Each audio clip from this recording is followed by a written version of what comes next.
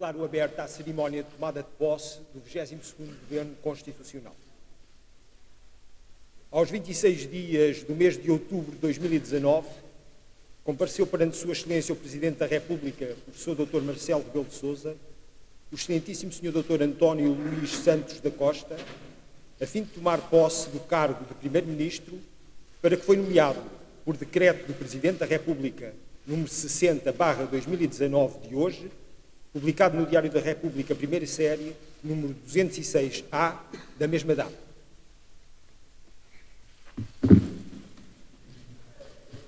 Aqui. Eu, abaixo assinado, afirmo solenemente pela minha honra que cumprirei com lealdade as funções que me são confiadas.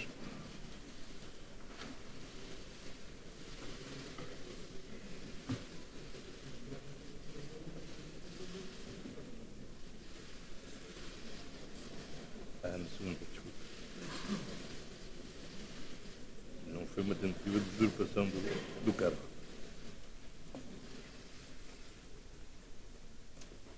E tendo prestado a declaração de compromisso de honra e assinado o respectivo auto, por Sua Excelência o Presidente da República lhe foi conferida a posse do referido cargo, em firmeza do que se lavrou o presente auto, que depois de lido em voz alta, vai ser assinado por Sua Excelência o Presidente da República e que eu, Arnaldo Pereira Coutinho, Secretário-Geral da Presidência da República, fiz escrever e subscrevo.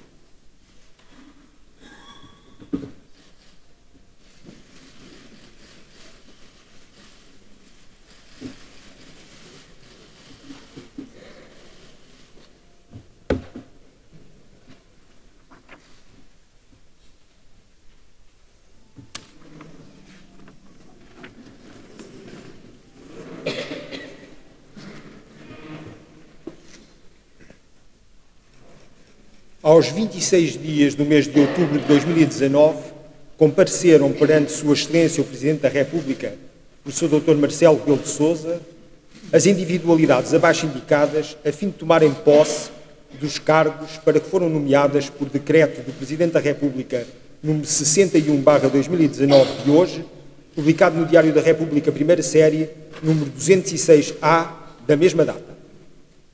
Pedro Gramacho de Carvalho Cisa Vieira, Ministro de Estado da Economia e da Transição Digital.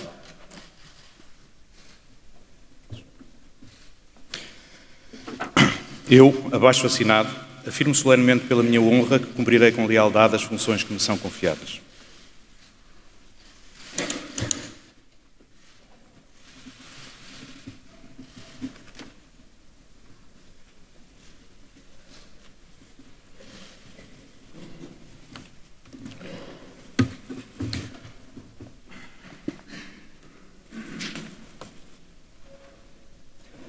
Augusto Ernesto Santos Silva, Ministro de Estado e dos Negócios Estrangeiros.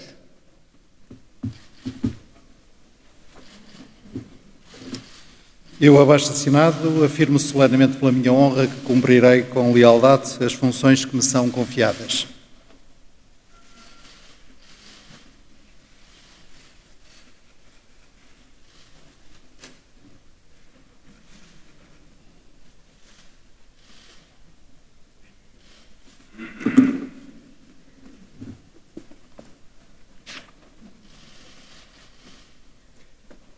Mariana Guimarães Vieira da Silva, Ministra de Estado e da Presidência.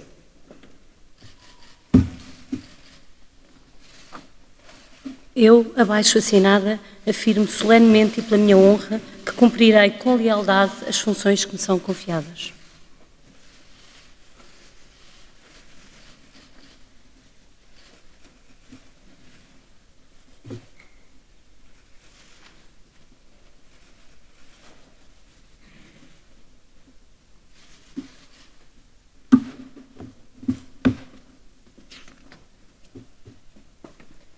Mário José Gomes de Freitas Centeno, Ministro de Estado e das Finanças.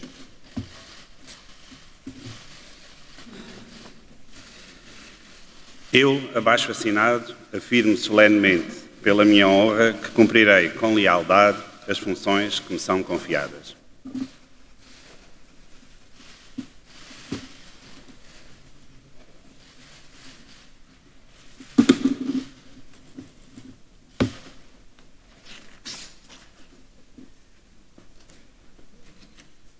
João Titerington Gomes Cravinho, Ministro da Defesa Nacional. Eu, abaixo assinado, afirmo solenemente pela minha honra que cumprirei com lealdade as funções que me são confiadas.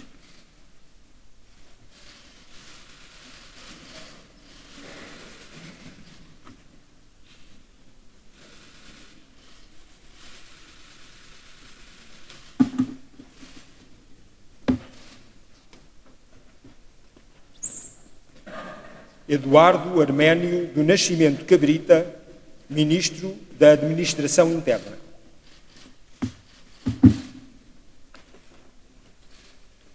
Eu, abaixo assinado, afirmo solenemente pela minha honra que cumprirei com lealdade as funções que me são confiadas.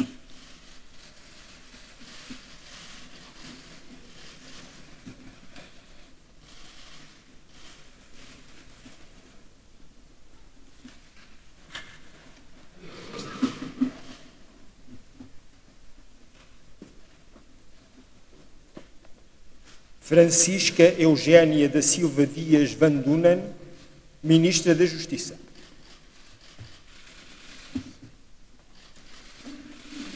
Eu, abaixo assinada, afirmo solenemente e pela minha honra que cumprirei com lealdade as funções que me são confiadas.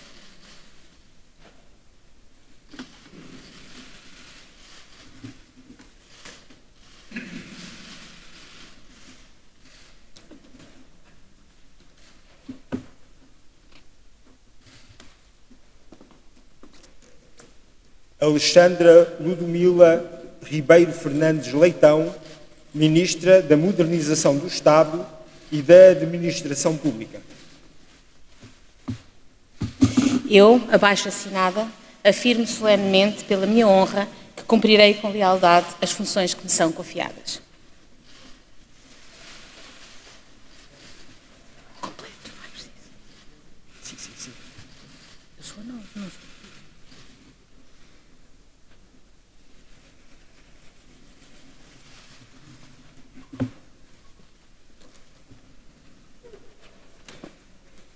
Ângelo Nelson Rosário de Sousa, Ministro do Planeamento.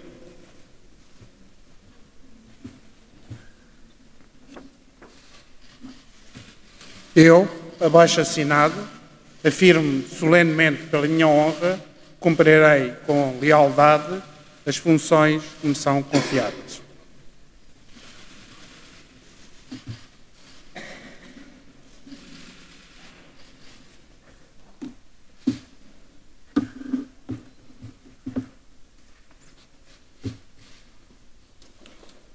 Graça Maria da Fonseca Caetano Gonçalves, Ministra da Cultura.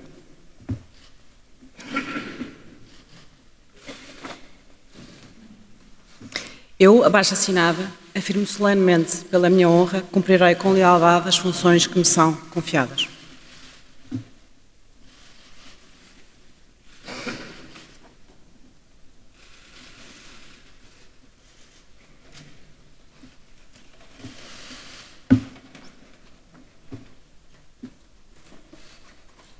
Manuel Frederico Tujal de Valsacina Heitor, Ministro da Ciência, Tecnologia e Ensino Superior.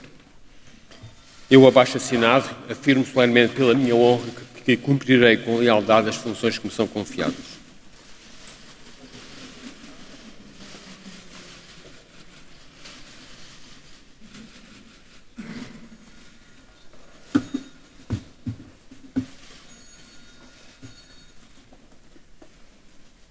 Tiago Brandão Rodrigues, Ministro da Educação.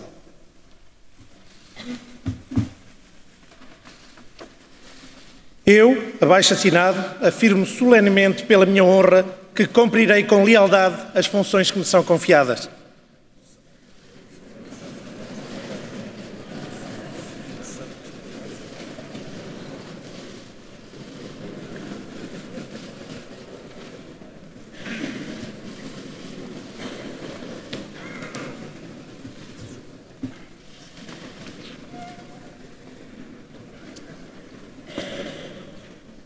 Ana Manuel Jerónimo Lopes Correia Mendes Godinho, Ministra do Trabalho, Solidariedade e Segurança Social.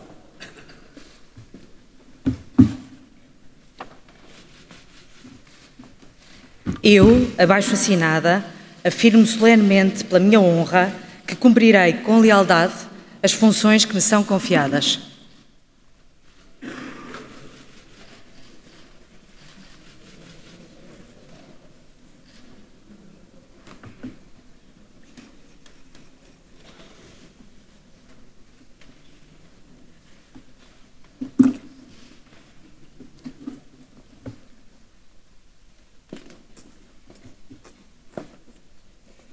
Marta Alexandra Fartura Braga Temido de Almeida Simões, Ministra da Saúde.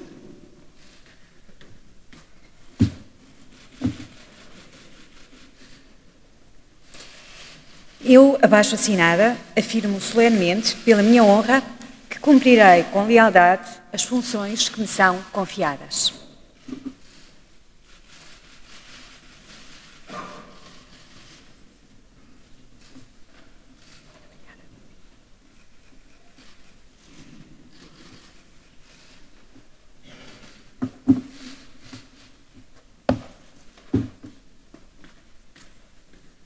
João Pedro Soeiro de Matos Fernandes, Ministro do Ambiente e da Ação Climática.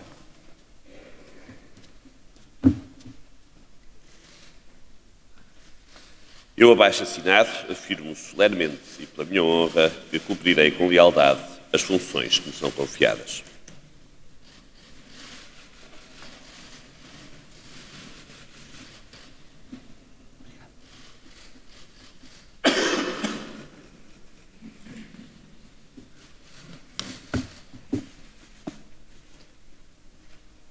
Pedro Nuno de Oliveira Santos, Ministro das Infraestruturas e da Habitação.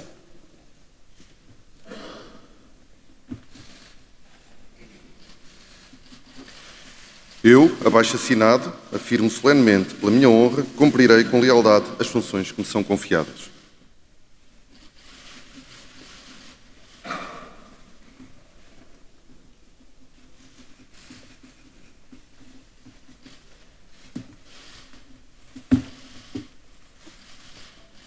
Ana Maria Pereira Abrunhosa, Ministra da Coesão Territorial.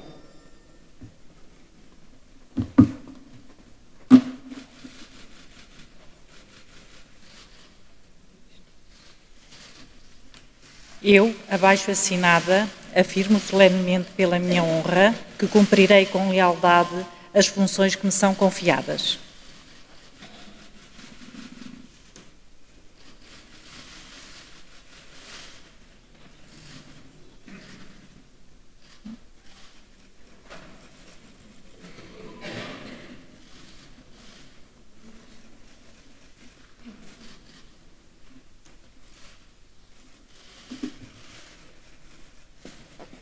Maria do Céu de Oliveira Antunes Albuquerque, Ministra da Agricultura.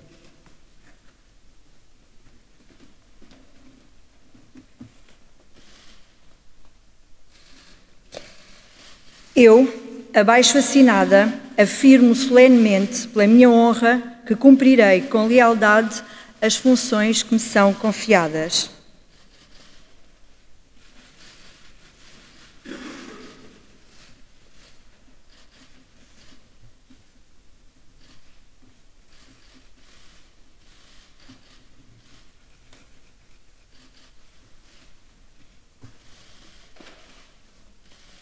Ricardo da Piedade Abreu Serrão Santos, Ministro do Mar.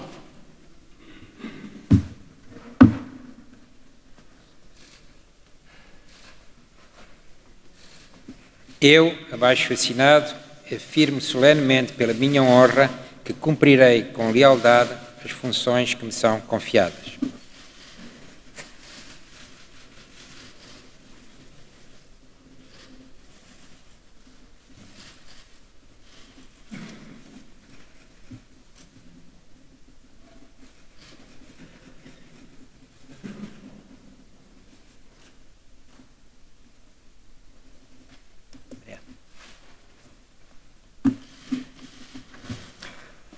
e tendo prestado a declaração de compromisso de honra e assinado o respectivo auto, por Sua Excelência o Presidente da República lhes foi conferida a posse dos referidos cargos, em firmeza do que se lavrou o presente auto, que depois de lido em voz alta, vai ser assinado por Sua Excelência o Presidente da República e que eu, Arnaldo Pereira Coutinho, Secretário-Geral da Presidência da República, fiz escrever e subscrevo.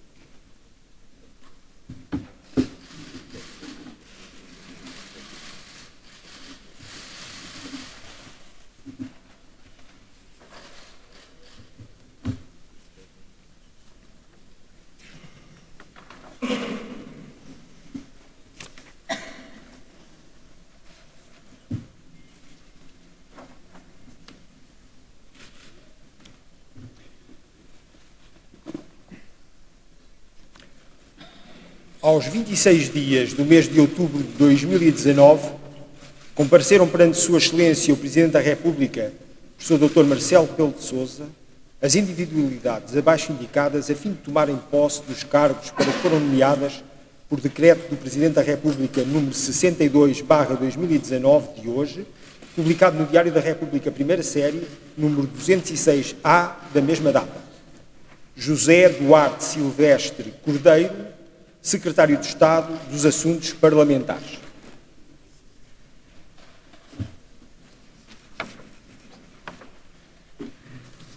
Eu, abaixo assinado, afirmo solenemente pela minha honra que cumprirei com lealdade as funções que me são confiadas.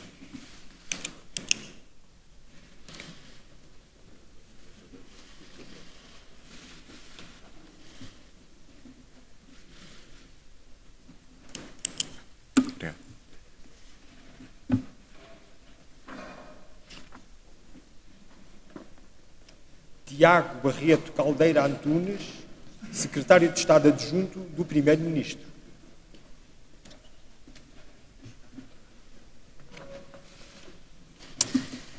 Eu, abaixo assinado, afirmo solenemente pela minha honra que cumprirei com lealdade as funções que me são confiadas.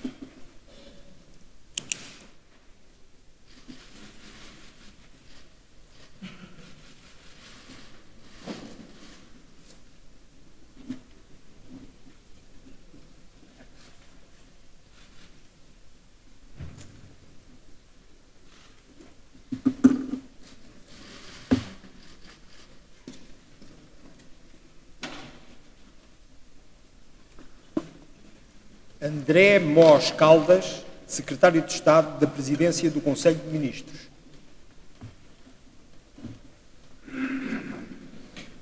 Eu, abaixo assinado, afirmo solenemente pela minha honra que cumprirei com lealdade as funções que me são confiadas.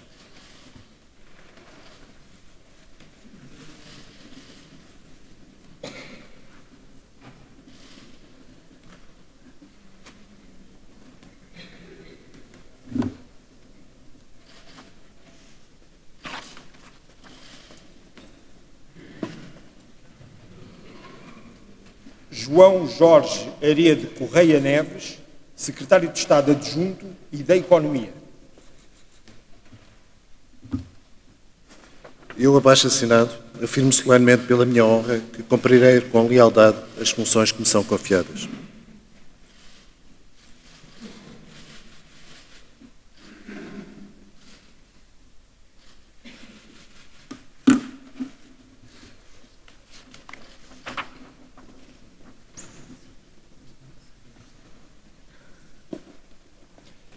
Rita Batista Marques, Secretária de Estado do Turismo.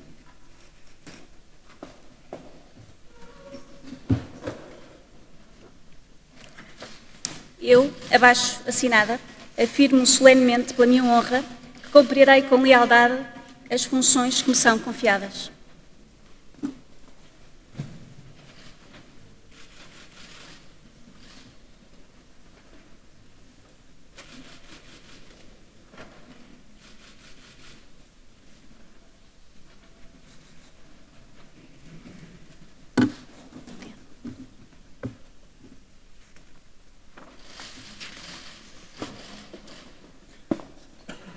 João Veloso da Silva Torres, Secretário de Estado do Comércio, Serviços e Defesa do Consumidor. Eu, abaixo assinado, afirmo solenemente, pela minha honra, que cumprirei com lealdade as funções que me são confiadas.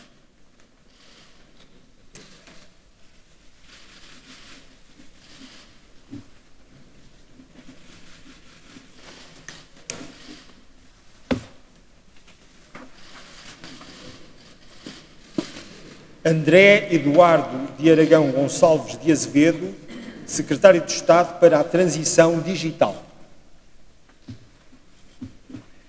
Eu, abaixo assinado, afirmo solenemente e pela minha honra que cumprirei com lealdade as funções que me são confiadas.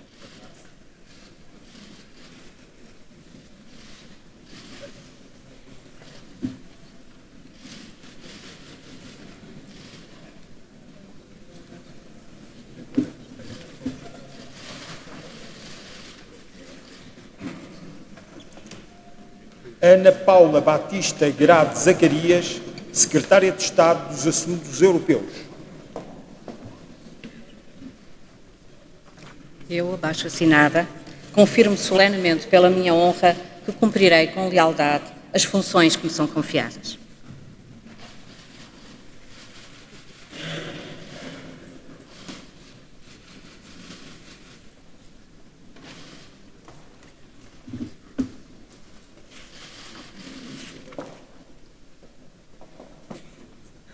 Maria Teresa Gonçalves Ribeiro, Secretária de Estado dos Negócios Estrangeiros e da Cooperação.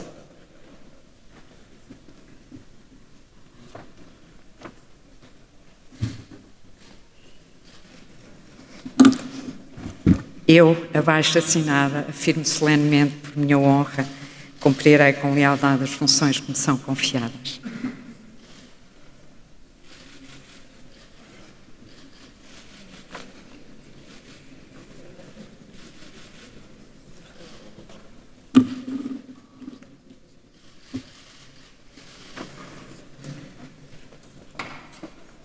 Berta Ferreira Milheiro Nunes, Secretária de Estado das Comunidades Portuguesas.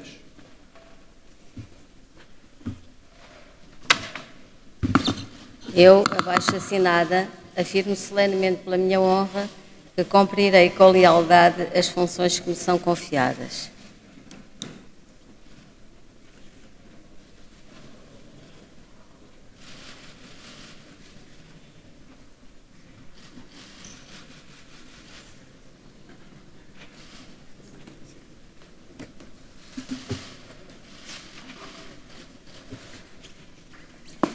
Eurico Jorge Nogueira Leite Brilhante Dias, Secretário de Estado da Internacionalização. Eu, abaixo assinado, afirmo solenemente pela minha honra que cumprirei com lealdade as funções que me são confiadas.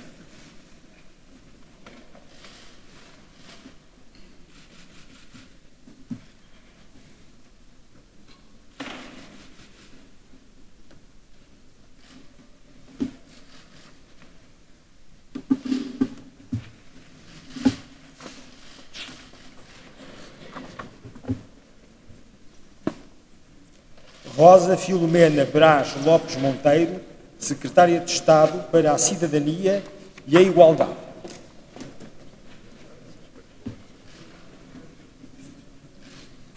Eu, abaixo assinada, afirmo solenemente pela minha honra que cumprirei com lealdade as funções que me são confiadas.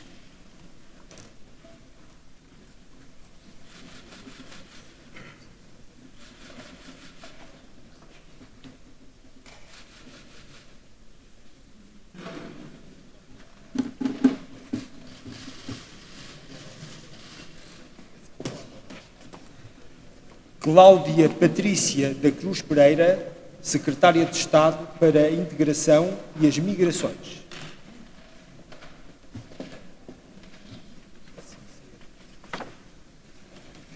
Eu, abaixo assinada, afirmo solenemente pela minha honra que cumprirei com lealdade as funções que me são confiadas.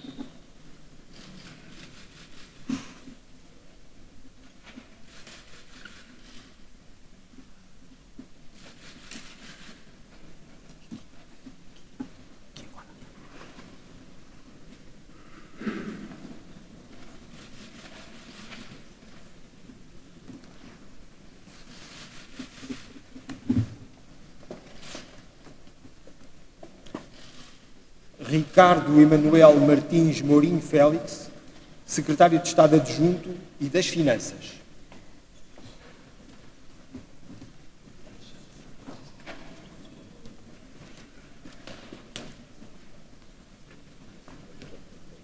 Eu, abaixo assinado, afirmo solenemente, pela minha honra, que cumprirei com lealdade as funções que me são confiadas.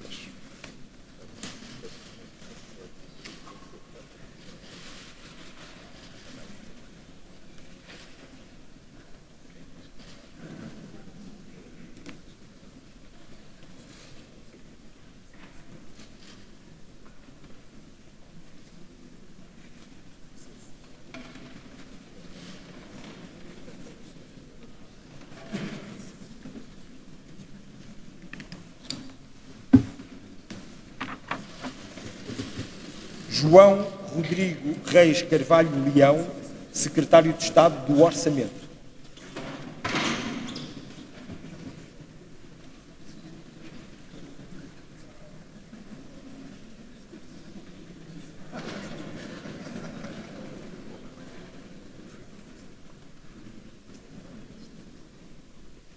Eu, abaixo assinado, afirmo solenemente pela minha honra que cumprirei com lealdade as funções que me são confiadas.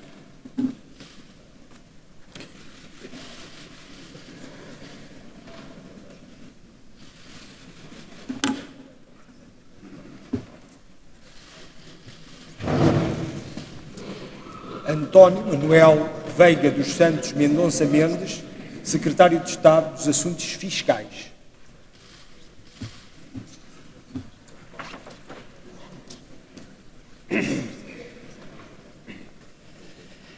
Eu, abaixo assinado, afirmo solenemente, pela minha honra, que cumprirei com lealdade as funções que me são confiadas.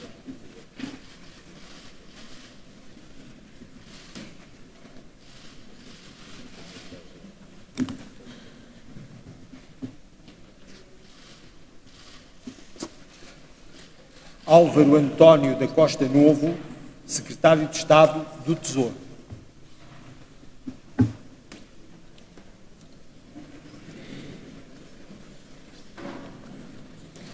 Eu, abaixo assinado, afirmo solenemente, pela minha honra, que cumprirei com lealdade as funções que me são confiadas.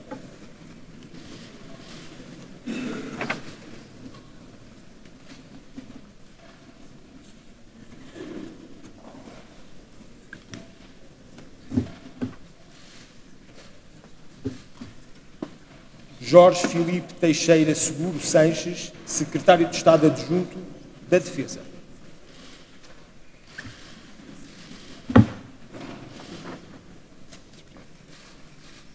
Eu, abaixo assinado, afirmo solenemente pela minha honra que cumprirei com lealdade as funções que me são confiadas.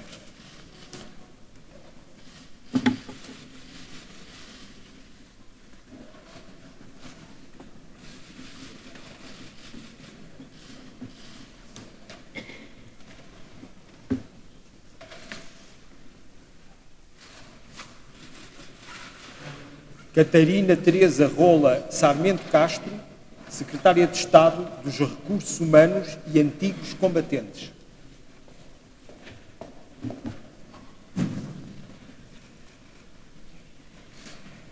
Eu, abaixo assinada, afirmo solenemente pela minha honra que cumprirei com lealdade as funções que me são confiadas.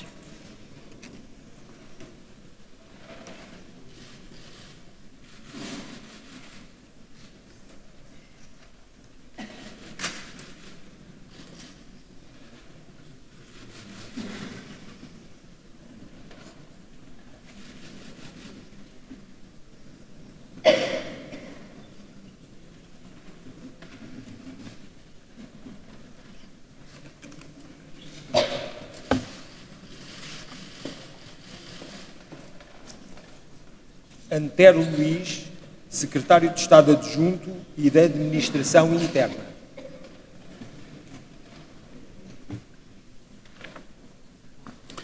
Eu, abaixo assinado, afirmo solenemente pela minha honra que cumprirei com lealdade as funções que me são confiadas.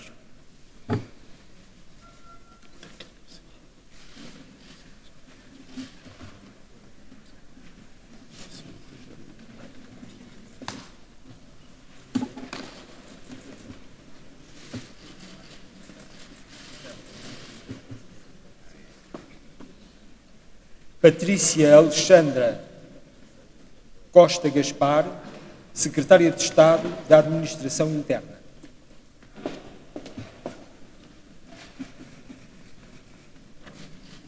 Eu, abaixo-assinada, afirmo solenemente pela minha honra que cumprirei com lealdade as funções que me são confiadas.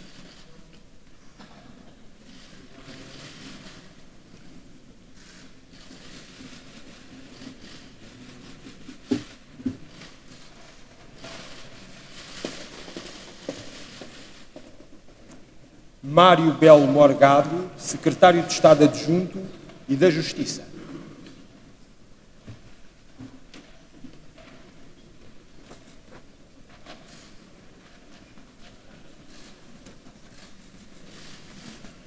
Eu, abaixo-assinado, afirmo solenemente pela minha honra que cumprirei com lealdade as funções que me são confiadas.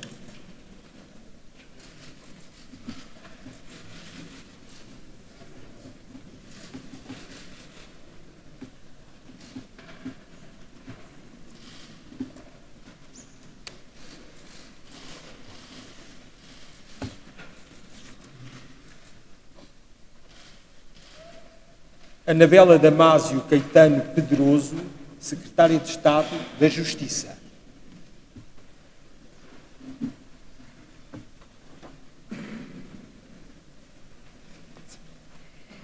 Eu, abaixo-assinada, afirmo solenemente pela minha honra que cumprirei com lealdade as funções que me são confiadas.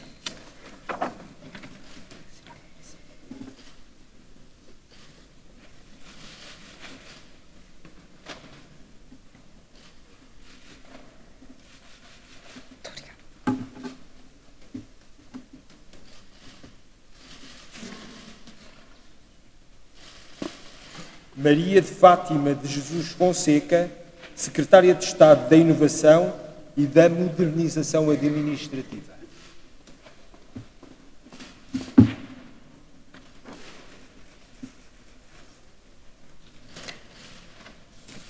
Eu, abaixo-assinada, afirmo solenemente pela minha honra que cumprirei com lealdade as funções que me são confiadas.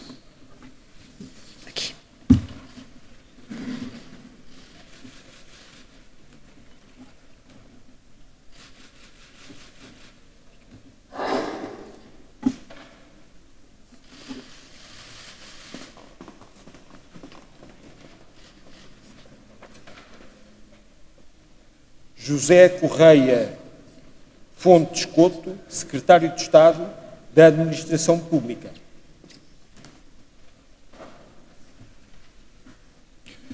Eu, abaixo-assinado, afirmo solenemente pela minha honra que cumprirei com lealdade as funções que me são confiadas.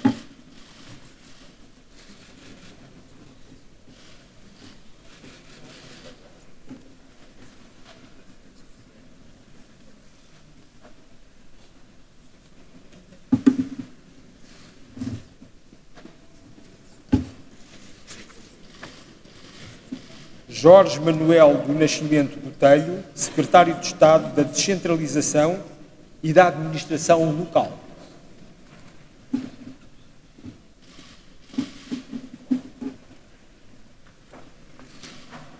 Eu, abaixo-assinado, afirmo solenemente pela minha honra que cumprirei com lealdade as funções que me são confiadas.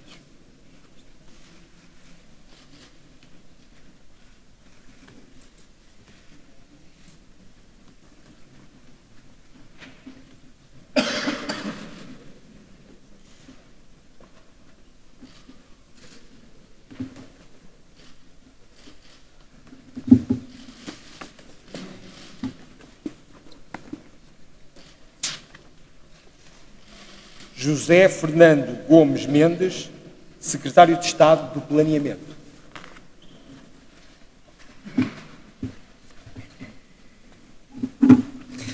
Eu, abaixo-assinado, afirmo solenemente pela minha honra que cumprirei com lealdade as funções que me são confiadas.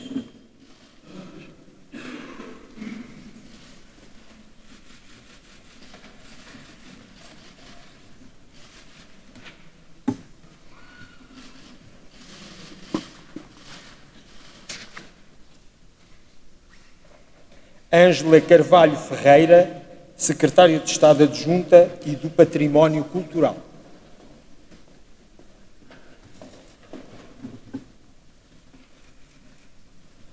Eu, abaixo assinada, afirmo solenemente pela minha honra que cumprirei com lealdade as funções que me são confiadas.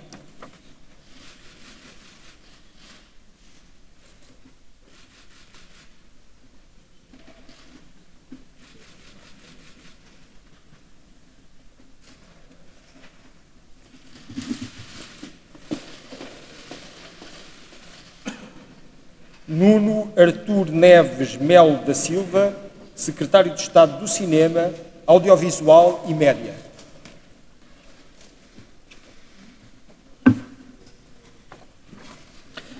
Eu, abaixo assinado, afirmo solenemente pela minha honra que cumprirei com lealdade as funções que me são confiadas.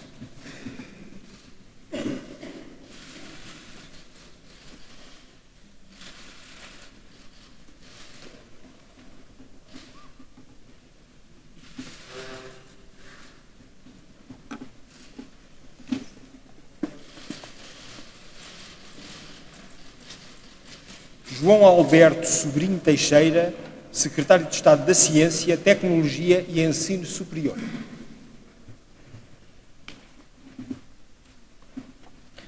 Eu, abaixo assinado, afirmo solenemente pela minha honra que cumprirei com lealdade as funções que me são confiadas.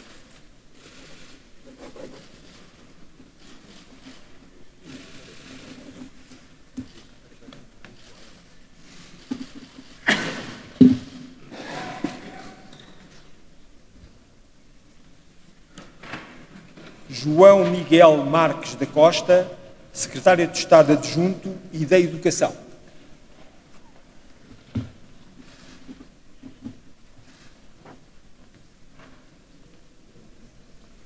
Eu, abaixo assinado, afirmo solenemente pela minha honra que cumprirei com lealdade as funções que me são confiadas.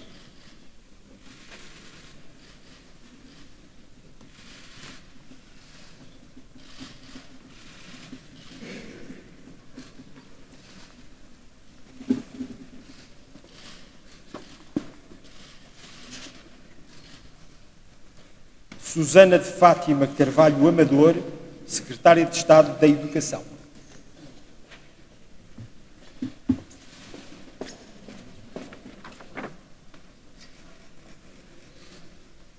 Eu, abaixo assinada, afirmo solenemente pela minha honra que cumprirei com lealdade as funções que me são confiadas.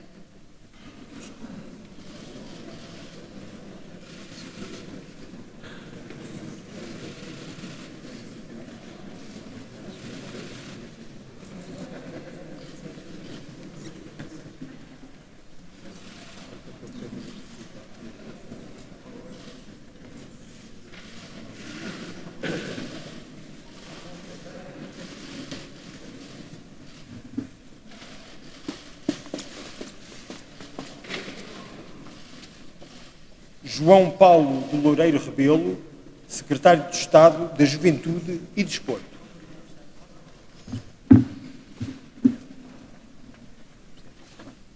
Eu, abaixo assinado, afirmo solenemente pela minha honra que cumprirei com lealdade as funções que me são confiadas.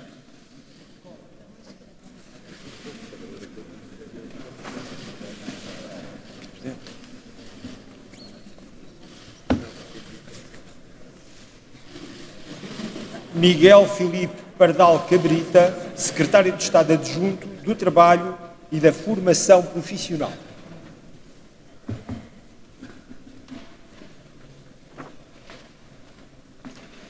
Eu, abaixo assinado, afirmo solenemente pela minha honra que cumprirei com lealdade as funções que me são confiadas.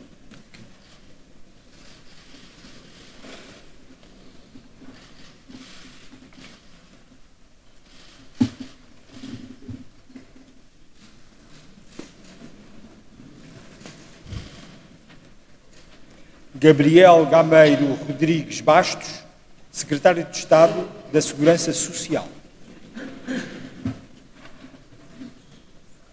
Eu, abaixo assinado, afirmo solenemente pela minha honra que cumprirei com lealdade as funções que me são confiadas.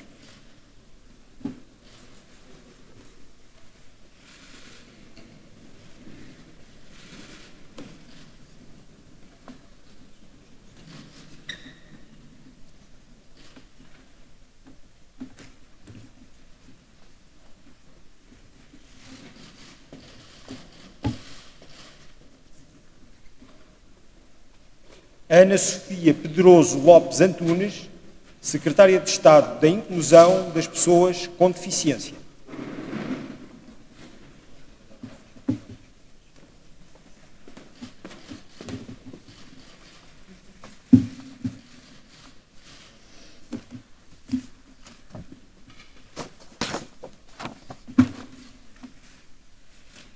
Eu, abaixo-assinada, afirmo solenemente pela minha honra que cumprirei com lealdade as funções que me são confiadas.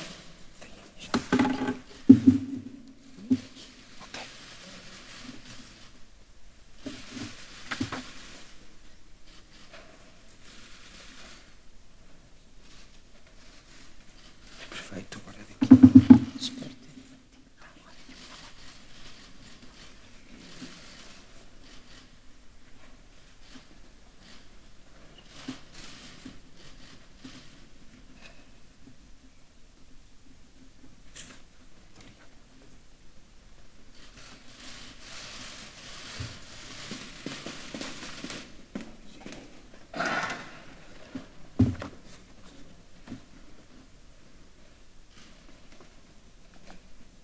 Rita da Cunha Mendes, Secretária de Estado da Ação Social.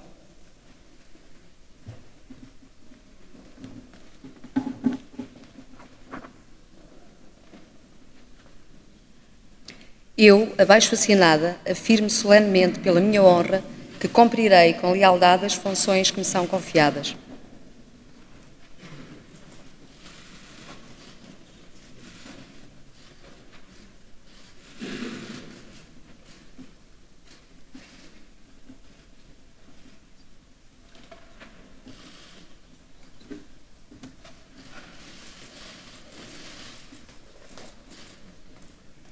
Jamila Bárbara Madeira e Madeira, Secretária de Estado Adjunta da Saúde.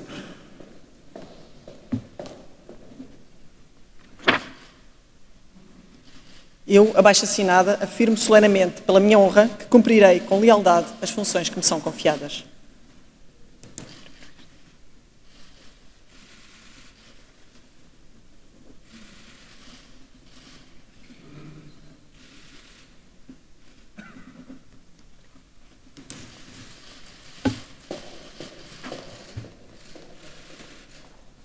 António Lacerda Salles, Secretário de Estado da Saúde.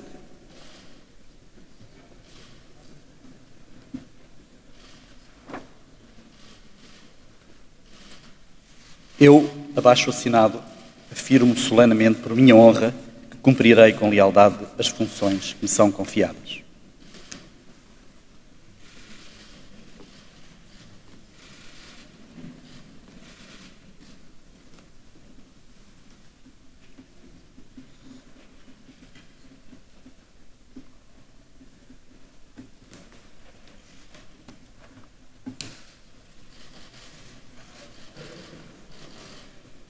João Saldanha de Azevedo Galamba, Secretário de Estado Adjunto e da Energia.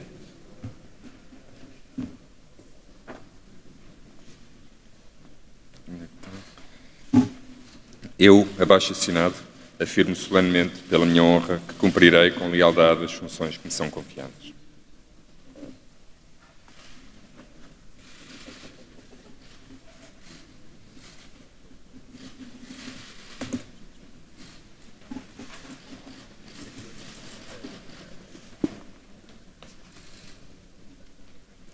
Inês dos Santos Costa, Secretária de Estado do Ambiente.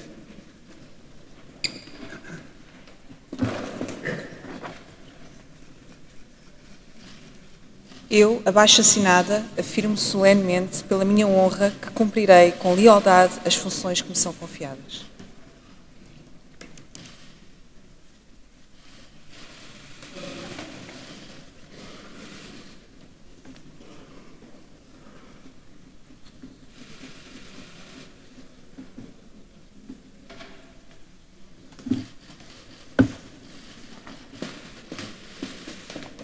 João Paulo Marçal Lopes Catarino, Secretário de Estado da Conservação da Natureza, das Florestas e do Ordenamento do Território.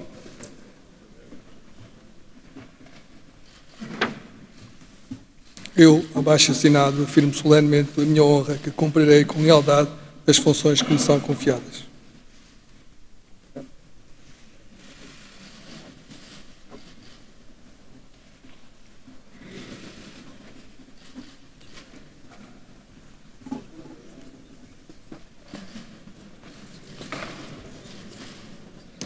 Eduardo Nuno Rodrigues e Pinheiro, Secretário de Estado da Mobilidade.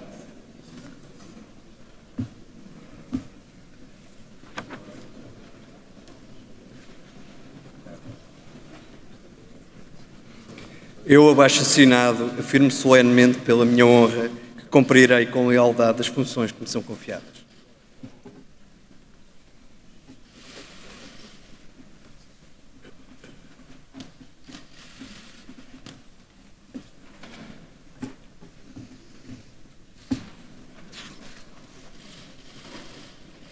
Alberto Afonso Souto de Miranda, Secretário de Estado Adjunto e das Comunicações.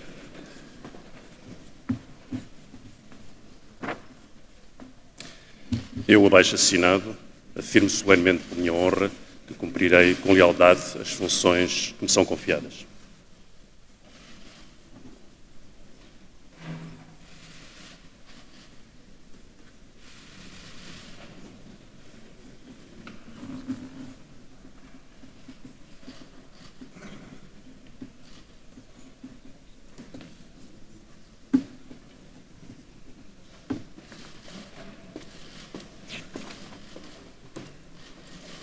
Jorge Moreno Delgado, Secretário de Estado das Infraestruturas.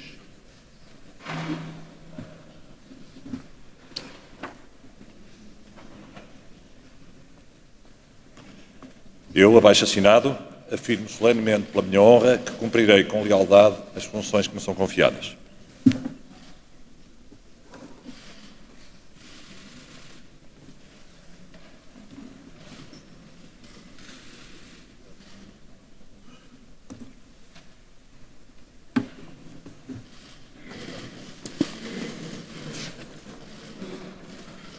Ana Cláudia da Costa Pinho, Secretária de Estado da Habitação.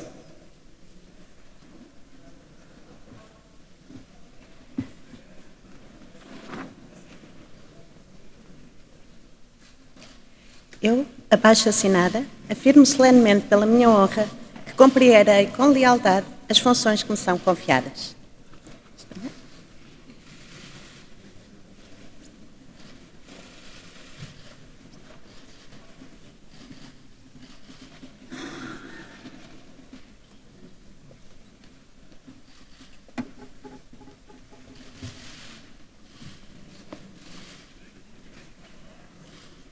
Carlos Manuel Soares Miguel, Secretário de Estado Adjunto e do Desenvolvimento Regional.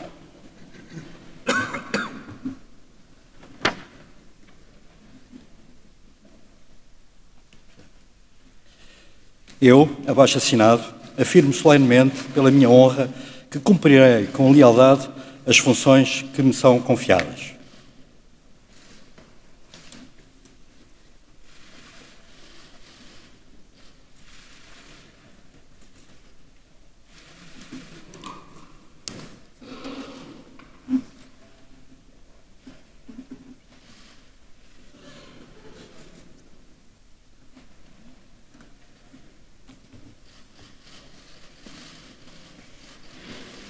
Isabel Cristina Fernandes Rodrigues Ferreira, Secretária de Estado da Valorização do Interior.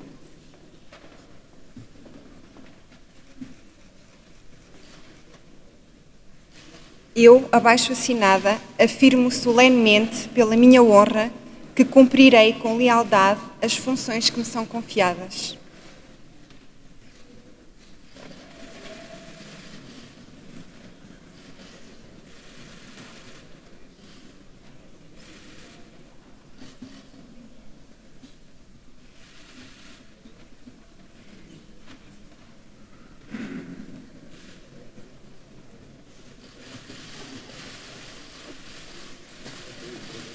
Nuno Tiago dos Santos Russo, Secretário de Estado da Agricultura e do Desenvolvimento Rural.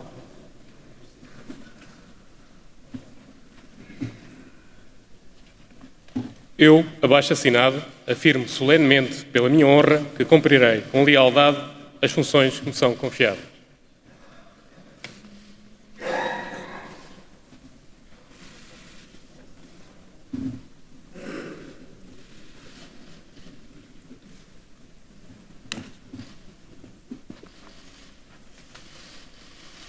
José Apolinário Nunes Portada, Secretário de Estado das Pescas.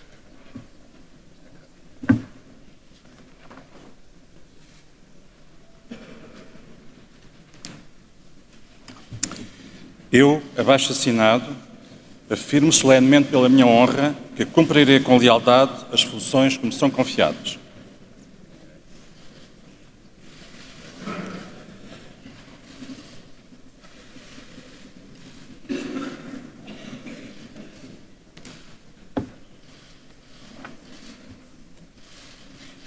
E tendo prestado a declaração de compromisso de honra e assinado o respectivo auto, por Sua Excelência o Presidente da República lhes foi conferida a posse dos referidos cargos. Em firmeza do que se lavou o presente auto, que depois de lido em voz alta vai ser assinado por Sua Excelência o Presidente da República e que eu, Arnaldo Pereira Coutinho, Secretário-Geral da Presidência da República, fiz escrever e subscrevo.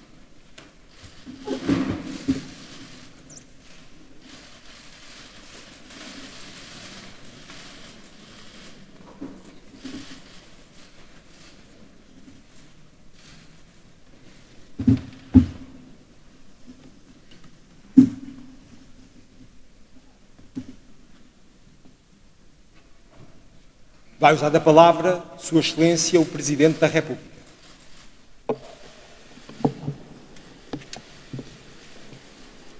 Senhor Presidente da Assembleia da República, Senhores Presidentes dos Tribunais Supremos, Senhor Primeiro-Ministro, demais membros do Governo, Excelências, Minhas Senhoras, Meus Senhores.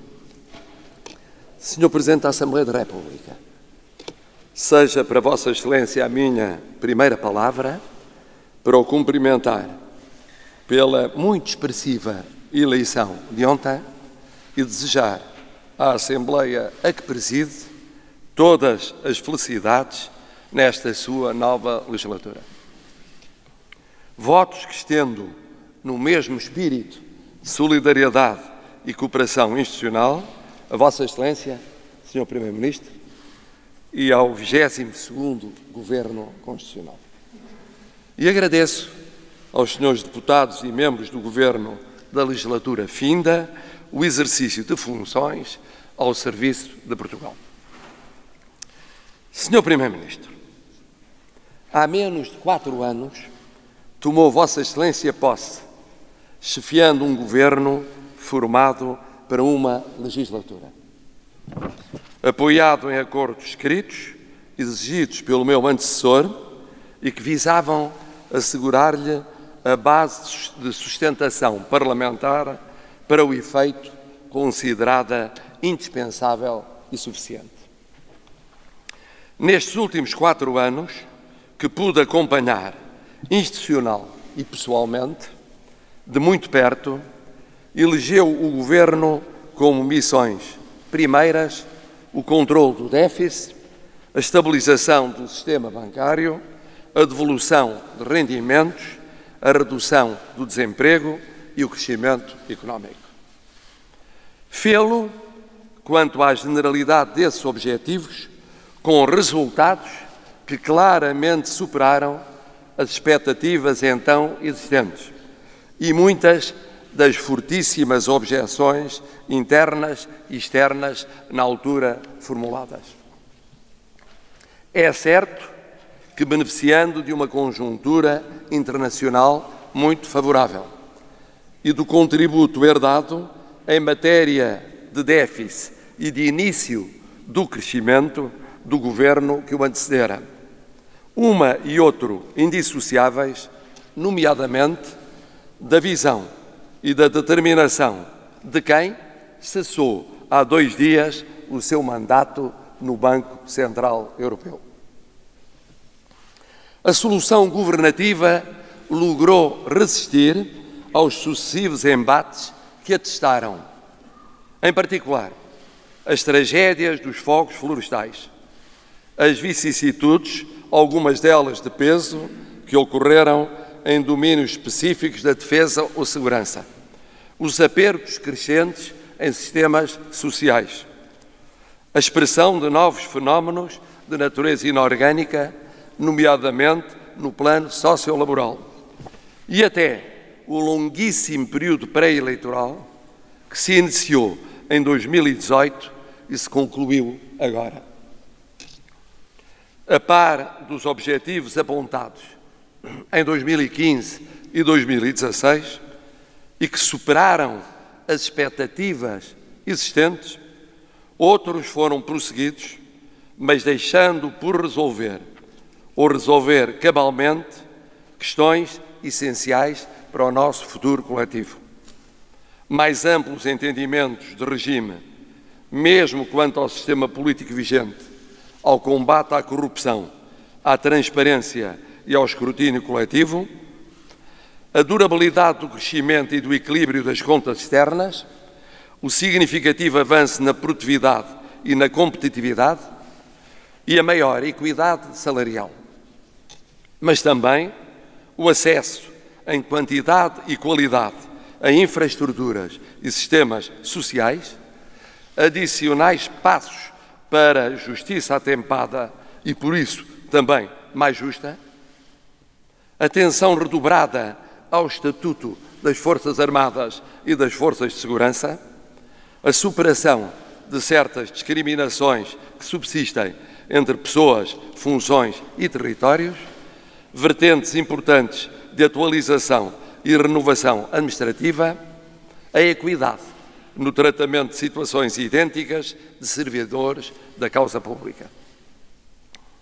Olhando para o que era a situação de quase emergência nas áreas que mais ocuparam o labor inicial do Governo, que ora cessou funções, deve reconhecer-se que era por essa situação que se teria de começar e que nela o caminho feito sedimentou confiança interna e externa.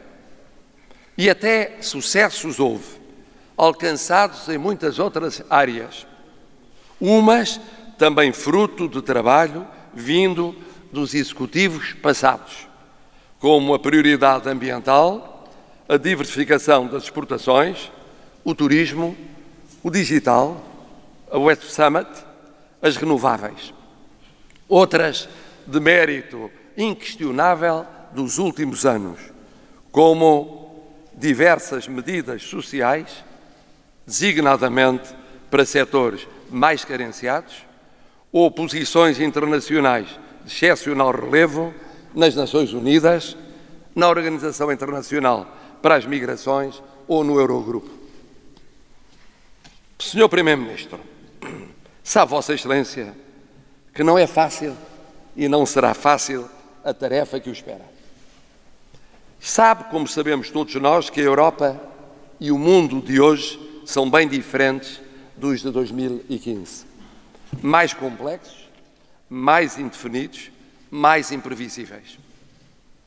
Sabe, do mesmo modo, que as expectativas e as exigências dos portugueses hoje são muito superiores às de 2015, seja porque decorrem de adiamentos, seja porque nascem de novos patamares de satisfação de necessidades, uma vez ultrapassada a fase mais aguda vivida durante as crises. Sabe que outros desafios, aliás, vários deles universais, o aguardam agora mais instantes, do envelhecimento acelerado na sociedade portuguesa às emergências ambientais, do aprofundamento da revolução digital às novas formas de trabalho, do mais rápido desendividamento público e privado à maior coesão social, dos anseios dos mais jovens que entre nós querem ficar, à angústia perante os becos sem saída de tantos menos jovens que teimam, e bem, em não desistir. Sabe que não há recursos para tantas e tamanhas expectativas e exigências e que o segredo da legitimidade de exercício deste Governo residirá na escolha, na hierarquização, na concentração e na clareza das respostas que entender ser possível dar. Sabe que mais do que nunca será necessário agir com humildade no servir, com isenção e perseverança, com sobreposição do interesse nacional a interesses de pessoas e de grupos, com proximidade aos portugueses, que impeça a sensação de afastamento entre os que governam e os que são a razão de ser desse governo. Sabe que preferiu uma fórmula governativa parcialmente, mas só muito parcialmente nova, para um quadro parlamentar em apreciável parte também novo, e que concebeu uma orgânica e formou uma equipa à sua medida e com o seu traço específico. Para este tempo em que lhe caberá pilotar viabilização e eficácia de orçamentos e medidas estruturais, desde logo, aliás, em plena preparação e exercício da presidência da União Europeia. Sabe que conta com um reforço significativo dos votos expressos, em urnas e mandatos, e os apoios e oposições próprios do pluralismo democrático. Num quadro parlamentar também ele inédito, tal como conta com as lições da sua intensa e multifacetada experiência de 4 anos de chefia de governo e de intervenção internacional.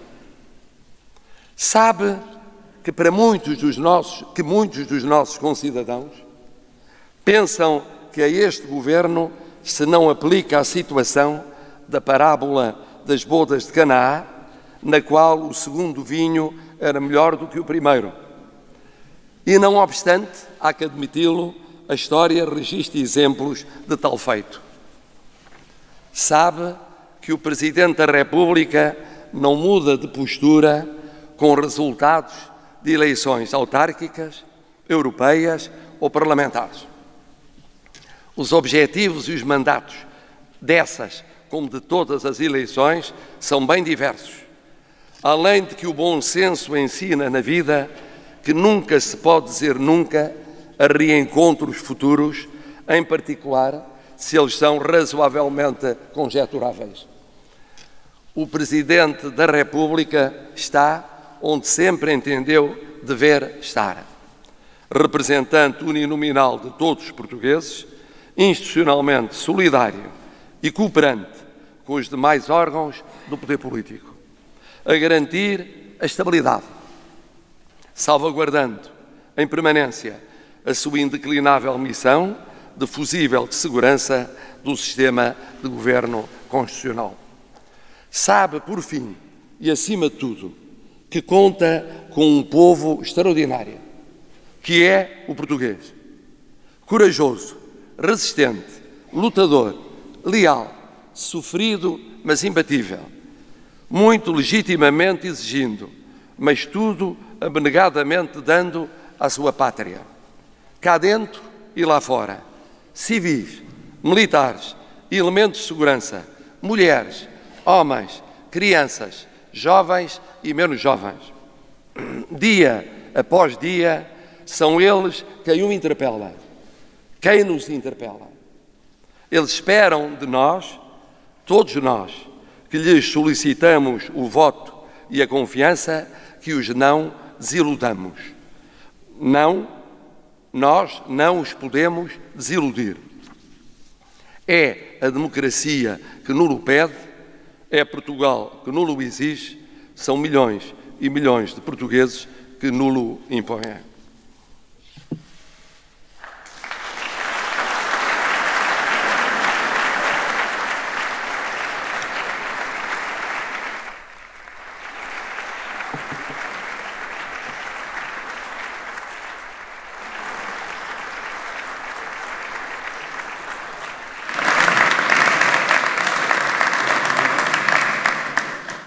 Vai usar a palavra Sua Excelência, o Primeiro-Ministro.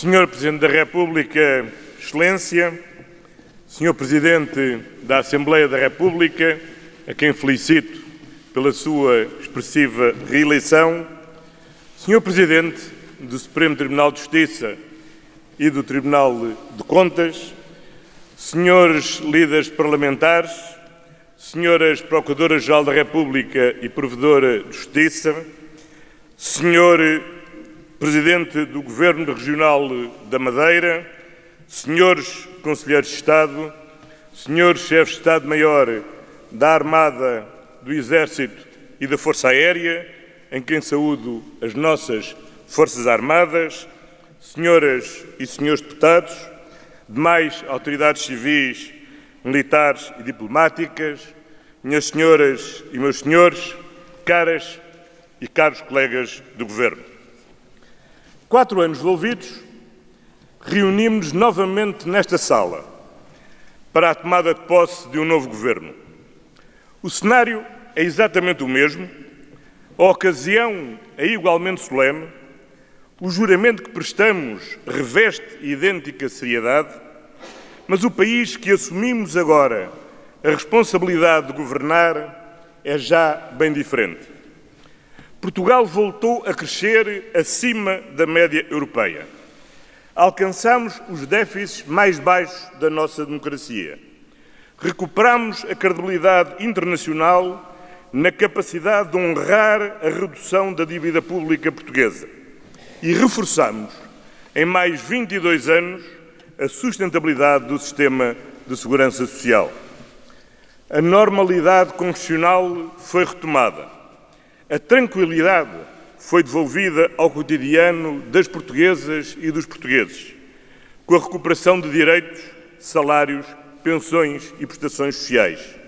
A estabilidade regressou ao sistema financeiro e as empresas alcançaram maior autonomia. Foi o conjunto destes fatores que devolveu a confiança necessária a um círculo virtuoso de forte investimento, o qual nos permitiu cumprir o triplo objetivo de mais crescimento, melhor emprego, maior igualdade, com contas certas. A taxa de desemprego caiu para quase metade. 92% dos novos contratos de trabalho não são a prazo. O rendimento salarial médio cresceu 9%.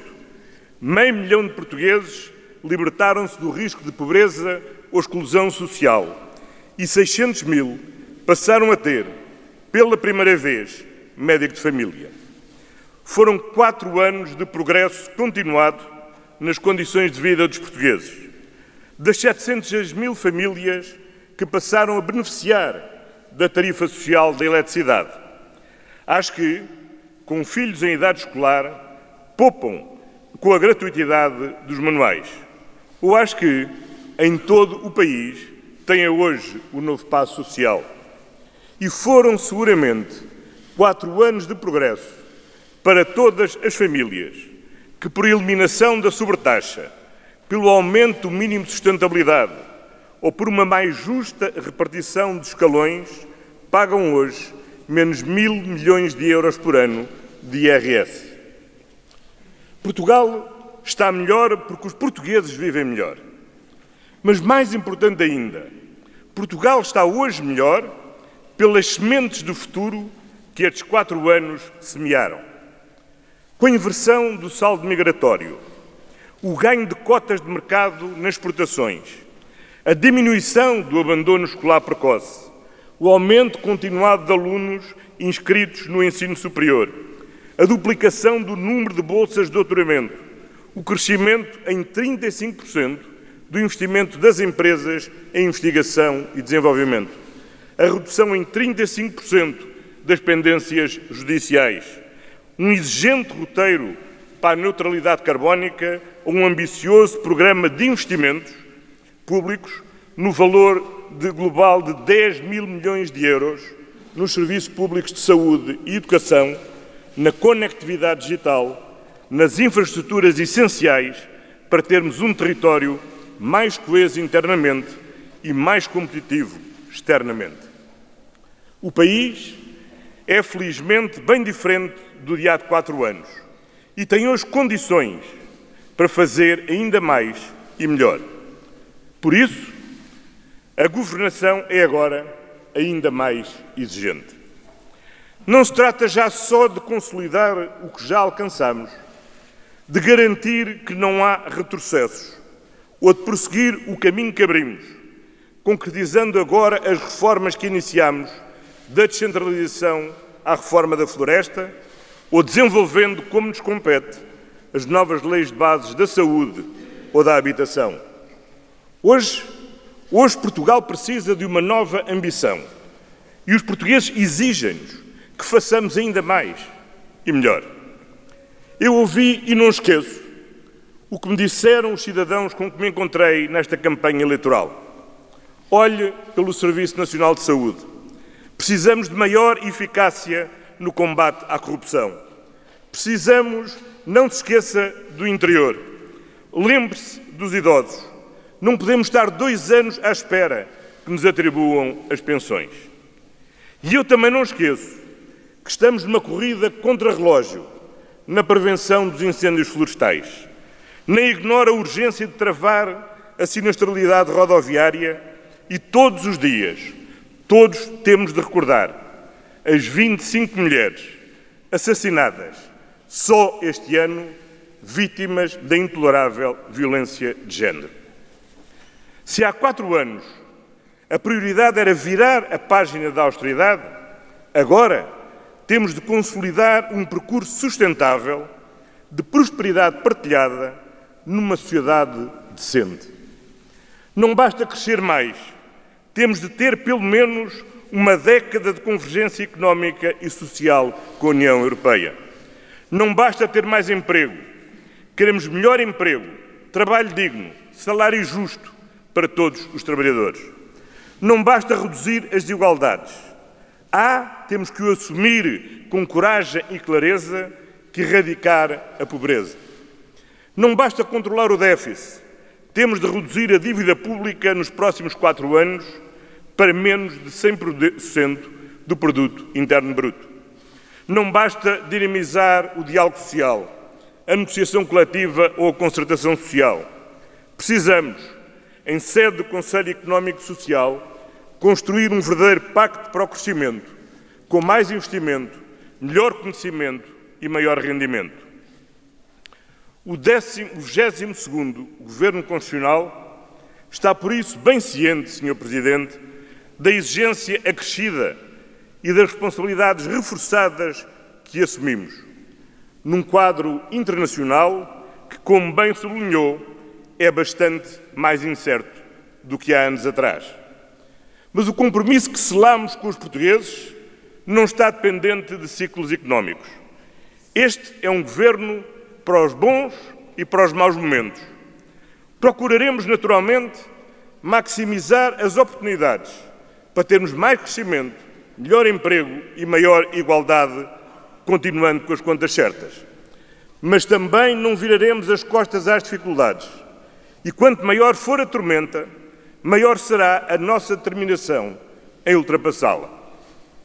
É assim, de plena consciência, que assumimos com total confiança a nossa missão, firmemente determinados a exercer o mandato de 4 anos que os portugueses nos conferiram para cumprir uma nova etapa da agenda para a década que iniciamos em 2015.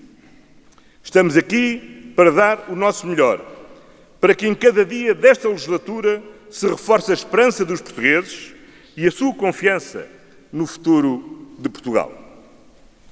Sr. Presidente da República, Excelência, dentro de dias, no local próprio, que é o plenário da Assembleia da República, apresentaremos e debateremos o programa do Governo nas diferentes áreas da governação.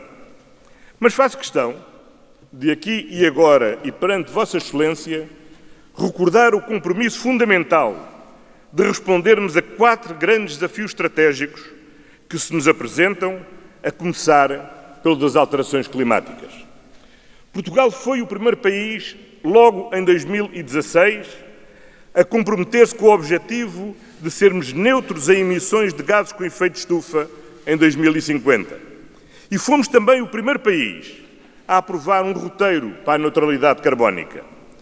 As decisões tomadas em relação à produção de eletricidade por fontes renováveis na anterior legislatura, particularmente no que diz respeito à energia solar, permitiram-nos assumir o objetivo de acabar em Portugal com a produção de eletricidade a partir do carvão durante esta legislatura.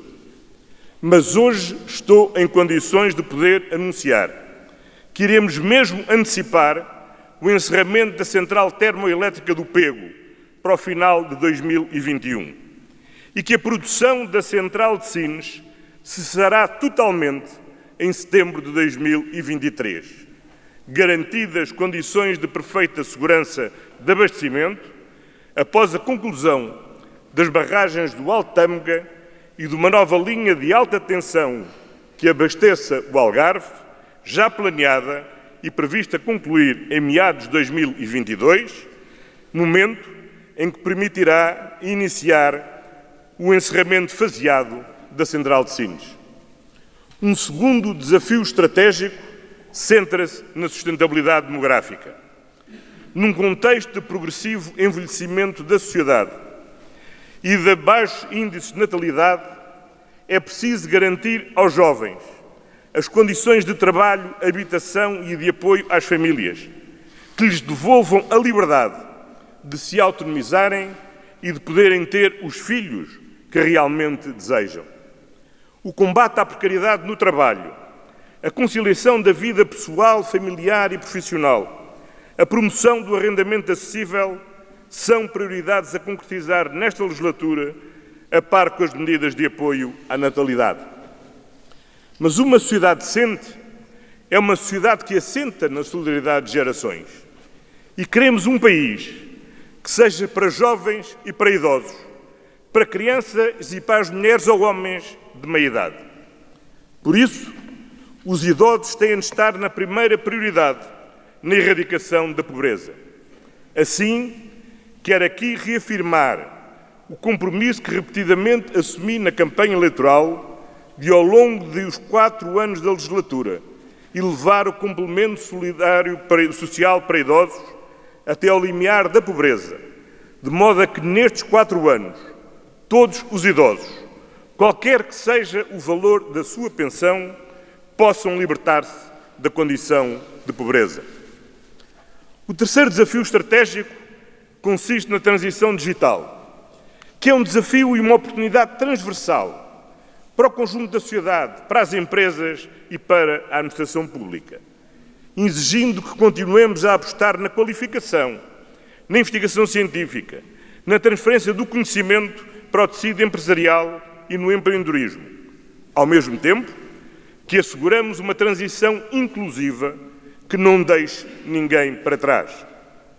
Iremos, já no Orçamento de Estado para 2020, garantir a devolução integral aos centros de investigação do IVA que pagam na aquisição de equipamentos, materiais e serviços no quadro dos seus projetos de investigação, assim lhes permitindo aproveitar plenamente os fundos que lhes são disponibilizados.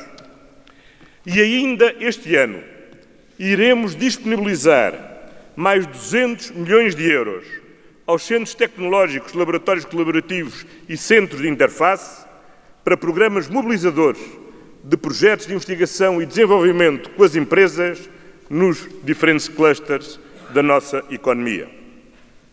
Como tenho repetido, as empresas que querem ser competitivas a exportar têm de ser competitivas a contratar recursos humanos qualificados, essenciais à melhoria da sua produtividade, indispensáveis à sua transição digital e essenciais para que Portugal não desperdice o enorme capital humano das novas gerações que as nossas famílias, o nosso sistema de ensino, as nossas universidades e politécnicos, os nossos centros de formação têm disponibilizado à sociedade portuguesa.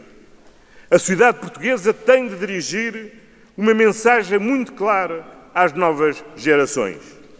A mensagem de que vale a pena continuar a investirem na sua qualificação e que é em Portugal que podem realizar-se plenamente, seja do ponto de vista pessoal, seja do ponto de vista profissional. Por isso, convido os parceiros sociais para negociarmos em sede de concertação social e, sem prejuízo de um acordo global sobre política de rendimentos para a legislatura, um acordo específico que sirva de referência para a contratação coletiva e que preveja uma clara valorização salarial dos jovens qualificados, a exemplo, aliás, do que o Estado irá fazer com a sua carreira de técnicos superiores. Por fim, o quarto desafio estratégico que temos de vencer é o desafio das desigualdades. Sob diversos pontos de vista, o nosso país continua a ser profundamente desigual, seja no desequilíbrio evidente entre o litoral e o interior, seja nas persistentes desigualdades de género, seja na desproporção de rendimentos entre os que mais têm e os que mais necessitam. Temos ainda um longo caminho a percorrer, porventura nunca acabado, para reduzir as desigualdades. O salário mínimo continua a ter uma função social muito importante na erradicação da pobreza no trabalho e na redução das desigualdades, havendo toda a vantagem numa antevisão plurianual da sua evolução, de forma a abrir perspectivas de progresso social para os trabalhadores e um horizonte de previsibilidade para as empresas. Na anterior legislatura, o salário mínimo nacional teve um aumento de cerca de 20%. Ainda assim, todos temos consciência de que estamos ainda aquém do necessário para uma valorização justa do trabalho. Pelo que nesta legislatura devemos ter uma ambição de ir mais longe e de ter uma valorização superior do salário mínimo ao longo destes próximos 4 anos. Neste sentido, o salário mínimo deverá evoluir em cada ano, ouvidos os parceiros sociais, em função da dinâmica do emprego e do crescimento económico, mas nunca ignorando a função social que também desempenha. E por isso, sem prejuízo do diálogo social, o Governo expressa que, desde já, que tem o objetivo de atingir os 750 € mensais de salário mínimo nacional em 2023. Deste modo, no conjunto destas duas legislaturas, o salário mínimo subirá de 505 para 750 €, um aumento de cerca de 50%. O maior progresso de sempre na evolução da remuneração mínima no nosso país e o que mais nos aproxima da convergência com a média da União Europeia. Sr. Presidente da República, Excelência, foi para 4 anos que os portugueses elegeram as suas deputadas e os seus deputados e, consequentemente, é de 4 anos o mandato deste Governo. Durante estes 4 anos terão lugar várias eleições. Eleições regionais, eleições presidenciais e eleições autárquicas. Cada eleição, como Vossa Excelência bem disse, vale por si e nenhuma se substitui às demais ou altera o mandato conferido pelos portugueses à Assembleia da República. O Governo respeitará, como lhe compete, estritamente o seu dever de isenção eleitoral e não subordinará a sua ação aos calendários destas diferentes eleições. Mas, da mesma forma que não governaremos em função dos ciclos eleitorais, também não ficaremos condicionados na ação governativa pelos resultados eleitorais destas eleições. O país aprecia, tem apreciado e seguramente continuará a apreciar a boa cooperação institucional que soubemos estabelecer com o poder local, com as regiões autónomas, com o poder judicial, com a Assembleia da República e, muito em especial, com o Presidente da República. A posição deste Governo é e será, Sr. Presidente, exatamente a mesma que aqui definia há 4 anos perante o seu antecessor e permite-me citar-me. A máxima lealdade e cooperação institucional com o Presidente da República no respeito escrupuloso pelas suas competências próprias. Foi assim com o anterior Presidente da República. Tem sido assim com Vossa Excelência. E assim será com o Presidente que vier a ser eleito ou reeleito em 2021. Os portugueses disseram nas urnas que querem estabilidade. E Portugal precisa de estabilidade. Estabilidade para atrair mais investimento que promova a produção nacional e crie mais e melhor emprego. Estabilidade para melhorar o rendimento das famílias e os proveitos das empresas. Estabilidade para executar o vasto programa de investimento público que está em curso. Estabilidade para prosseguir a melhoria da qualidade dos nossos serviços públicos. Estabilidade para continuarmos a garantir contas públicas sãs. Estabilidade para defender a credibilidade externa de Portugal. Estabilidade, enfim, para cumprirmos o programa do Governo. O claro reforço eleitoral em votos e mandatos do PS não dispensa o Governo do dever de promover o diálogo parlamentar e contribuir para a estabilidade no horizonte da legislatura.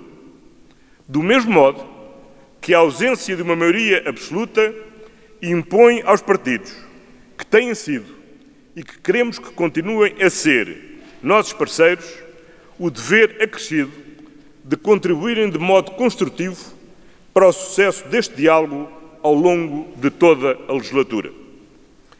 Em condições bem mais difíceis, nos últimos 4 anos, ficou provado que esse diálogo era possível, tendo assegurado 4 anos de estabilidade política, que foram decisivos para a melhoria da qualidade de vida dos portugueses, para o crescimento económico, a credibilidade externa e a consolidação das finanças públicas. Se então foi possível, por maioria de razão, agora também o deve ser. É certo que esta nova legislatura é diferente da última legislatura, mas, sobretudo, esta legislatura será seguramente ainda mais diferente das anteriores, porque o muro que foi derrubado em 2015 não será reconstruído, nem o anacrónico arco da governação será recuperado. O maior antídoto às dívidas populistas é uma democracia viva. E o que dá vida à democracia são alternativas claras. Por isso, Portugal, que precisa de uma democracia viva, deve ter um governo estável e uma oposição de direita que se constitua como alternativa. Nunca esquecendo, obviamente, que a democracia é o regime do compromisso e que este se impõe sempre que está em causa o superior interesse nacional. De resto, esta dinâmica de diálogo não se esgota nas paredes do Parlamento. Queremos estabelecer pontes com toda a sociedade, de forma transversal e alargada.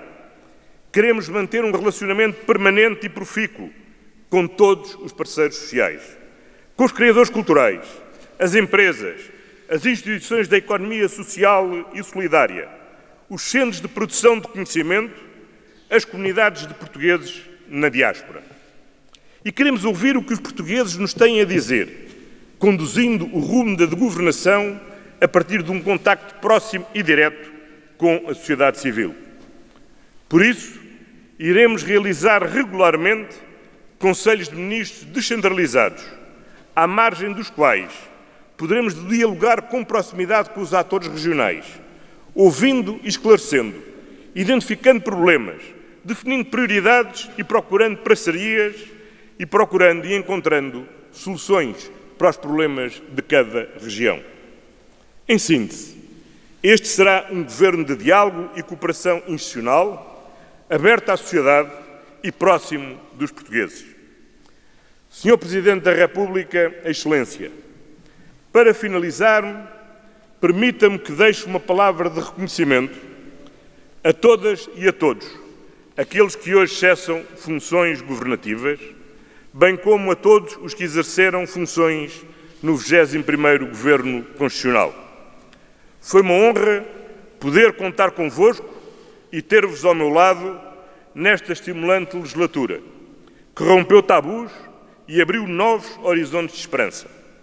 Quero, pois, nesta ocasião solene, agradecer o serviço que prestaram à causa pública e à forma como serviram Portugal e os portugueses.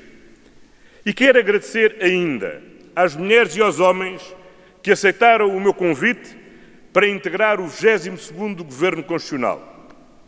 Não vos peço nada menos do que o vosso total empenho e uma apurada ética de serviço público. Temos grandes desafios pela frente e, nestes tempos exigentes, cabe-nos a responsabilidade de corresponder às elevadas expectativas que os portugueses em nós depositam. Perante as alterações climáticas, o risco do declínio demográfico, o imperativo da transformação digital ou a indignação face às desigualdades, não podemos baixar os braços. Seremos, pois, um governo combativo e inconformado, um governo de ação em prol de Portugal e dos portugueses. E há muito para fazer e o futuro não começa amanhã, o futuro é já agora, é já hoje. Por isso, mãos à obra. Muito obrigado.